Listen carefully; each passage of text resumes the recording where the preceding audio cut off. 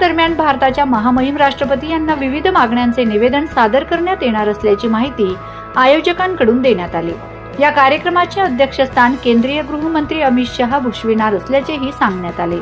Navapur railway स्थानकावर आयोजित स्वागत व पाणी वाटप कार्यक्रमावेळी नवापूर तालुका भारतीय जनता पार्टी विधानसभा क्षेत्र प्रमुख अजय वसावे, जिल्हा सरचिटणीस कुश गावित, शहर महामंत्री अनिल दुसाने, राजू गावित, सत्यपाल वसावे, माजी नगरसेवक विशाल सांगळे, जयंती अग्रवाल, घनश्याम परमार, मनोज मावची, मौल्या गावित, दीपक चौधरी यांच्यासह ग्रामीण भागातील अनेक पदाधिकारी व कार्यकर्ते मोठ्या संख्येने उपस्थित होते।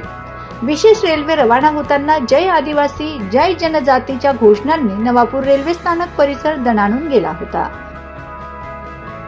दिनांक 24 मे रोजी लाल किल्ला मैदान येथे जनजाती सुरक्षा मंचचा मेळावा आहे।